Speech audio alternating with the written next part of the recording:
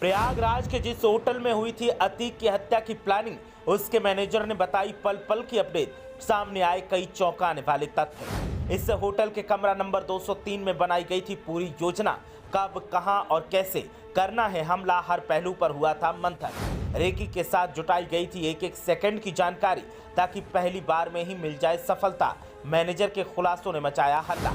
देखिए कौन सा था वो होटल और कमरे में प्लानिंग के वक्त कौन कौन था, जिसके इशारे पर तैयार हुआ था पूरा खाका। माफिया ब्रदर्स का तो डी एंड हो गया, लेकिन अब ऐसे ऐसे खुलासे हो रहे हैं जो चौंका रहे हैं। अब तक अतीक का इतिहास आपको पता चला कि हमला किसने किया और हमले के बाद क्या हो रहा है वो भी पता चला। लेकिन अब उस होटल और होटल के उस कमरे की जानकारी सामने आई है, जहां पर बैठकर माफिया और उसके भाई को ठिकाने लगाने की प्लानिंग तैयार की गई थी। होटल के मैनेजर ने जब ये जानकारी दी तो फिर हर तरफ हल्ला और हलचल तेज हो गई। अब एक बार फिर सवाल कौंध रहा है कि आखिर उस प्लानिंग का हिस्सा कौन कौन था और कैसे माफिया और उसके भाई के बारे में पूरी रेकी कर जानकारी जुटाई गई थी। साथ ही सवाल ये भी है कि जिस हथियार से अतीक अशरफ की हत्या की गई, वे महंगे हथियार हमलावरों को किसने मुहैया करवाए थे। विपक्ष के तमाम नेता योगी सरकार से राज्य की कानून व्यवस्था समेत कई सवाल पूछ रहे हैं।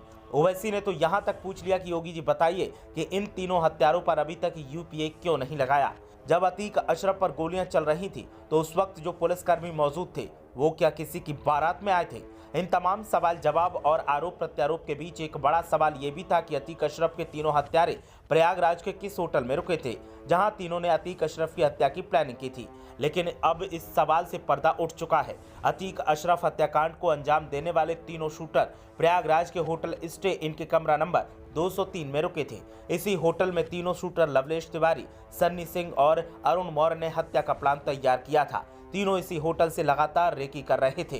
पुलिस ने 2 होटल से 2 मोबाइल फोन और चार्जर बरामद किए हैं। तीनों हत्यारों ने 13 अप्रैल की रात 8:30 बजे होटल में चेक इन किया था। होटल स्टे इन के मैनेजर मोहित श्रीवास्तव ने बताया कि अतीक अशरफ के हत्यारे कमरा नंबर 203 में रुके थे। पुलिस छापेमारी करने आई थी। पुलिस को जो भी रिकॉर्ड मिला उसको पुलिस अपने साथ लेकर गई है।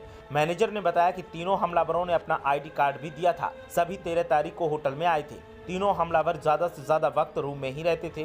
तीनों एक साथ बाहर नहीं जाते थे, अलग अलग वक्त पर बाहर जाते थे। उन तीनों आरोपियों से कभी कोई मिलने भी नहीं आया। मैनेजर की माने तो तीनों ने ही प्लानिंग की थी और अपने स्तर से सारी जानकारी जुटाई थी।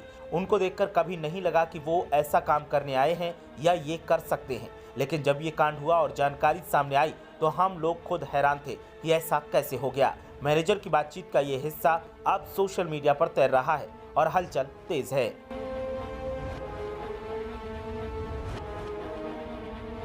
ब्यूरो रिपोर्ट, मीडिया हलचल।